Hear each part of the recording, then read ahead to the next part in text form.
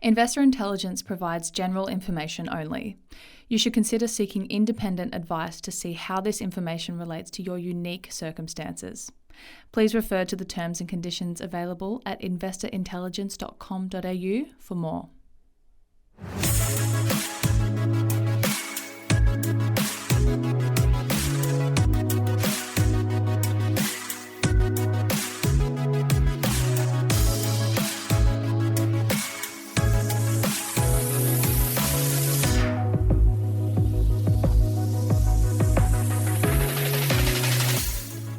Hello and welcome to this week's episode of Investor Intelligence, brought to you by the team at the Property Mentors. It's your weekly podcast for all things investment and hosted by me, Phoebe Zakowski-Wallace.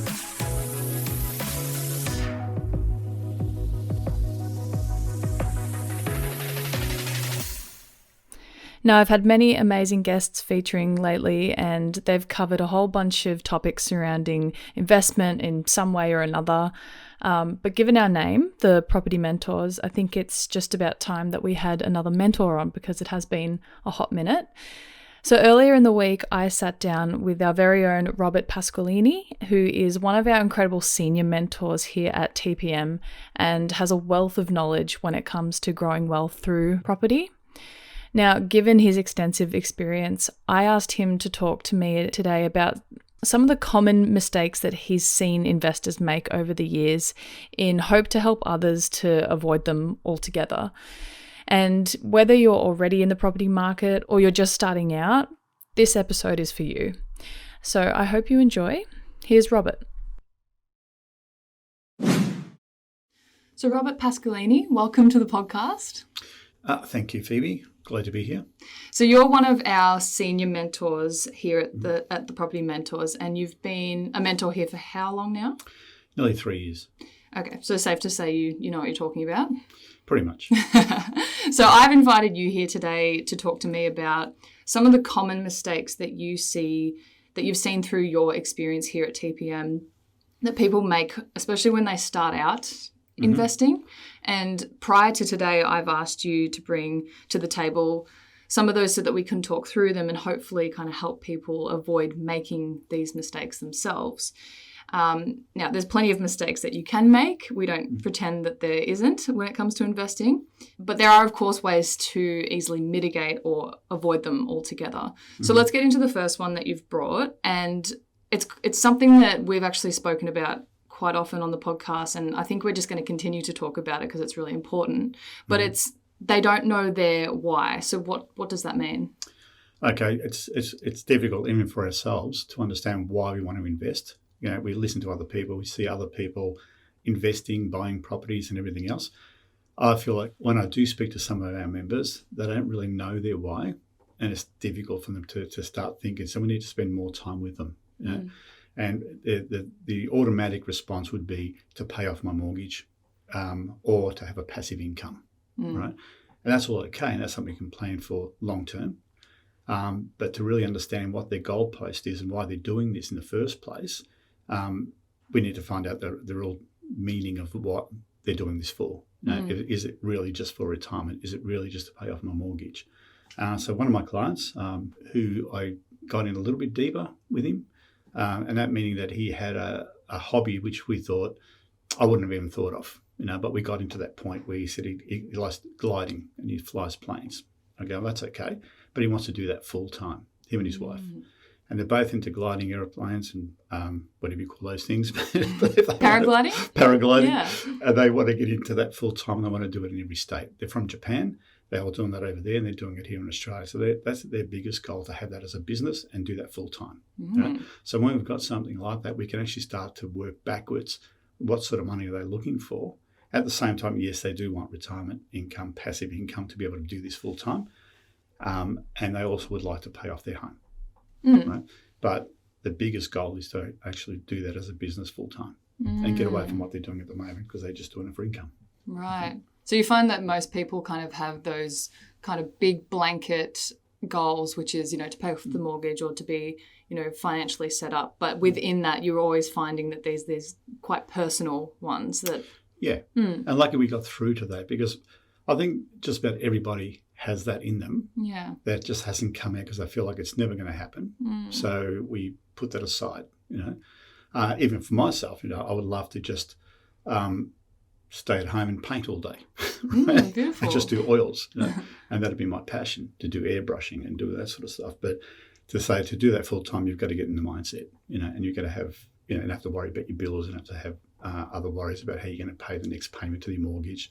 And so that was all taken care of.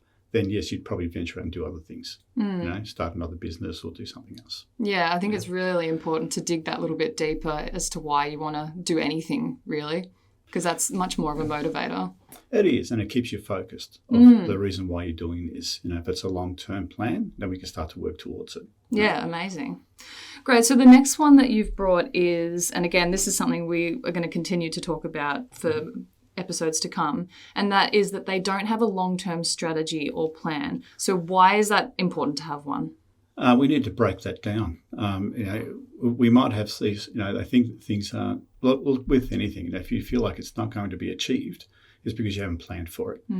If you then have something as a 10-year plan, you can start working backwards. How are we going to achieve this 10-year plan? If we break it down into year lots, or 2-year lots, then we can start to say, if we can achieve 2 properties to be able to get us there. And most of my clients get overwhelmed. So how many properties do I need? And I just give them a quick example. If you had 4 properties at $500,000 each, you're carrying $2 million worth of assets, but you've got other people's money holding those assets for you, be it the tenant, be it the ATO, right? If those properties double in 7 to 10 years, then you've got $2 million worth of equity or cash at 5% return to give you $100,000 passive income for the rest of your life. Right. So if you had that going, then that's a simple process of actually getting to where you want to get to as far as passive income. And one of the other reasons that we're kind of constantly saying with the plan is that it's great to stick to something so that if, worst case scenario, you do sort of fall off track or you feel like things are starting to maybe not go the way that you thought, you've got something to kind of go back to and stick to. That's right. Yeah. And that's what we do as mentors. We if you go off track, we want to put you back on track. Yeah. Right? And say, wasn't this your goal? Yeah. And if we've stepped it out, then we know that this is what you want to achieve. We're going to get back to doing that. Yeah. Okay. Amazing. Now, so the third one you've got is they don't diversify their portfolio. So Luke and I have actually spoken a little bit about the different types of property you can purchase, whether that's residential or commercial. And then obviously within residential, you've got townhomes and apartments and houses. So is it important to have a mix? It is. And it all comes back to a portfolio. In certain areas, your apartment may work or outperform a townhouse because of the demand. The demand in a certain area is a high demand for an apartment, where if you compare that to a townhouse, it's just a little bit further out, and then there's so much available, then the demand for rent is probably less. And so, again, it's all to do with supply and demand. So if there's so much demand for a certain product, obviously you're going to get a better return, a better capital growth, and a better rent yield. So if we're looking out there, it doesn't really matter whether it's a house and land, whether it's an apartment or a townhouse. Number one, which one can you afford, in which state, and how far out, and what's the demand for rent? Because if you don't meet that demand for rent, then you'll be paying out of your own pocket. So in addition to property types, what about a mixture of locations, which you kind of just mentioned there, and strategies? Yeah, look, there's a couple of strategies there. One would be to avoid land tax. So we want to diversify into different states. Plus the demand for, property, whether you want to be 10 k's from the CBD. Obviously if you're in Sydney, 10 k's from the CBD will cost you millions. In Melbourne, probably half that. And in another state, half that again. All right. So it's a bang for your buck. And what can you afford close to the CBD if you can? As far as strategies are concerned, be it the type of property that you go for, in between properties, we find that if you get to a point where you can't borrow for a certain product, or whether it be your serviceability or your income, you need to build up some savings, then we have what we call wholesale property trust. And the way I explain the wholesale property trust, it is a trust. There's a minimum of, say, 20 members on that trust, and you pick up a unit, right? But you're investing in property. So that trust goes out there and purchases property. You get a share of that, which is basically an 8% return on your money. So there's a minimum spend for that. There's 3 units at 25,000, and you can then buy 3 as a minimum of 75,000, and hold that in there. So you'll get a return on the rent yield as also the capital growth.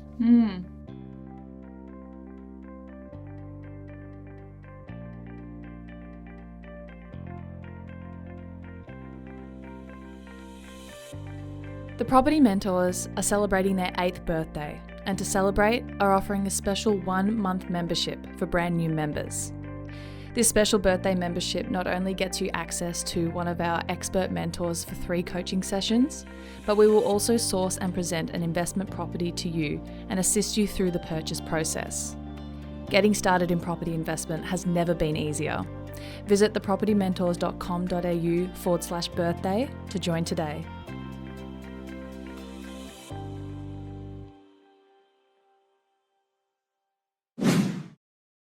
So the fourth one we've got, and the final one we've got for today, is they don't understand the investment. So talk to me about that. What do you mean by that? Okay. Different to a mortgage, where people go out there and say, okay, well, I've got a borrowing capacity of 500,000. I know I can buy a mortgage, and I've got a mortgage repayment, and I've got to pay the interest on that mortgage, right? But they've got to also understand that they're the sole contributor to that mortgage, and they have to pay that out of their own pocket with after-tax dollars, right? When it comes to investing, they're not on their own. Basically, they're paying a 10% deposit, but then they've also got other people's money. They've got the tenant paying the rent to pay for that interest, okay? And as well as the ATO, the Australian Tax Office, we can actually claim back the depreciation of the building at 2.5% for 40 years. We can also claim back all the fixtures and fittings and everything that's in that building, okay? Having those two holding that asset for you. So all you're really doing is holding an asset with your 10% deposit. And that asset is obviously growing with capital growth. That's what you want to take advantage of, which we obviously call equity, right? That'll help you with your next purchase, and you'll get your 10% out of the equity growth of that investment, okay? When it comes down to what people look at as when they're investing, they're looking at risks, where we can then borrow. They might have a borrowing capacity of $1 million. That doesn't really mean that we're going to go out there and buy $1 million property. But if we can get that $1 million borrowing capacity and buy 2 or 3 properties, okay, and diversify those properties and minimise the risk of actually getting a tenant at 4.5% yield on the rent, where people can afford to pay $450 a week, but you're not going to get too many people paying $1,000 a week in rent. Okay, so we're going to what I call the peak, right, of that small 10% that can afford that, right? We want to be down the bottom, where you've got 60 or 80 or even up to 90% of the tenants out there that can afford to pay that. So then I want to put my properties in that, high percentage that can afford to, right? So diversify and again, get 3 investment properties for the same money, getting 3 sets of tenants. Okay. So is that something that kind of plays into that, like growth versus rent? Like some people might not know what outcome a property is going to be better for. Sure. Yeah. There's 2 areas where it depends on your portfolio. Every individual is different, and their circumstances are different. Right? If we're looking for some sort of a small passive income, then we obviously want to go for rent yield. Okay, so we want to get more rent, but not necessarily going to give you capital growth. So most cities or most areas that we get higher rent return means that the value of the property stays the same, or hasn't grown. It grows at a minimal rate. If we're looking at some of these, mostly we call negative gearing, meaning that we're in a bigger city, the property's a little bit more expensive, but we're also not getting as much rent. We're only getting, say, 4.5% or 4% yield on the rent, on the value of the property. But then we've got the negative gearing to be able to claim back the depreciation to cover the shortfall from the bank, from the interest rate. But then now we're going for capital growth. So where people want to gain capital growth is to build that portfolio, to use the equity in that portfolio to then get more and add more to their portfolio. If someone's in a different circumstance and they've got heaps of equity, all they're looking for is cash flow, then we want to go for a higher rent yield. Okay, so it's kind of just a few of those ins and outs that some people overlook or don't maybe bother to educate themselves on. They do. Most people just go out there and buy a property. Yeah. And then they find that they're getting good rent return, which is great, but then they start to question why their property's not growing in value. And I've got a client in particular, who has had a property in Ipswich in Queensland. She bought that 5 years ago, and it's only valued for the same price she paid for it 5 years ago, right? So there was no equity, but she gets good rent return, right? But I said, was that your strategy just to add to your income? And it wasn't. So what she really needed was equity. So she chose the wrong property for her strategy, right? So it didn't mix in what she wanted, right? Now, whether she sells that or whether she keeps that, it's up to her. It will grow eventually in value, but it's not really for that. It should have been in a different position in Brisbane or maybe in another state. Okay, so that is just a great example of why you should have that plan and that strategy in place before you even think of buying. So unless we know what you're trying to achieve and we have that picture that we can visualize, and then we can start to break it down and say, okay, what do we need? What strategy do we need to be able to get from point A to point B? You know, and if from point A to point B we just need more income, then we know we want to go for a high rent return. If we need more equity to keep going, then obviously we need to go for capital growth. Right. Yeah, fabulous. Rob, is there anything else that you think people should know or that you want to add today? Just that I think planning. I mean, I've started investing years and years ago, and I made my own personal mistakes, as many do. You don't understand the numbers, you don't understand a strategy, and you don't have an actual plan or a goal to head towards. Right? If you had a certain goal and you want to reach a certain point within a short period of time, whether it's 5 years or 10 years, and a good example would be Luke Harris, right? Our CEO. I've heard of him. Yep.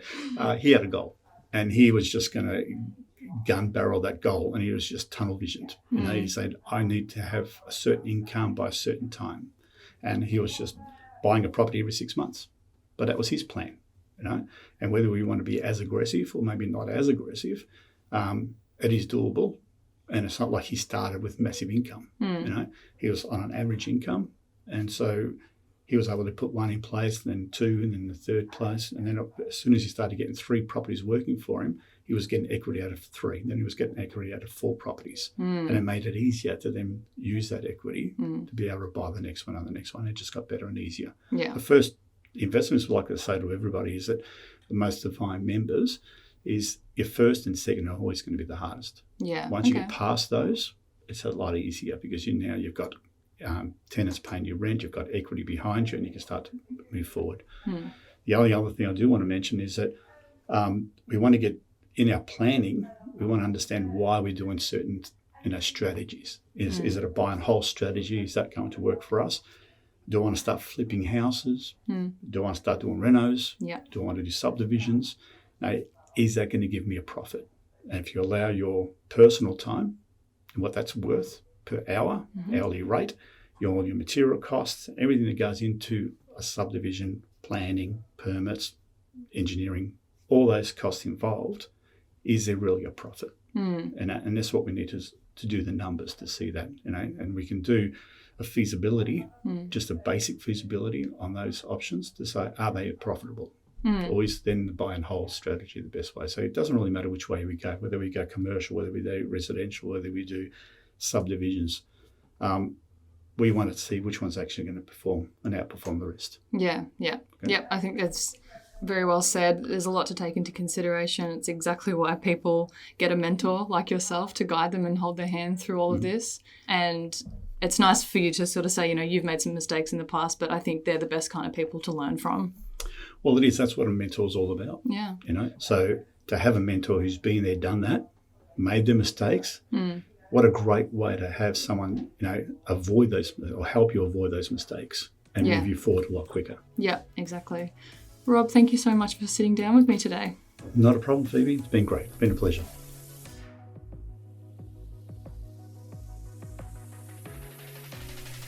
Guys, as always, thank you so much for listening. And if you want to know more about us here at the Property Mentors, or you want to book a discovery call with one of our mentors, including the incredible Robert, you can visit our website, thepropertymentors.com.au.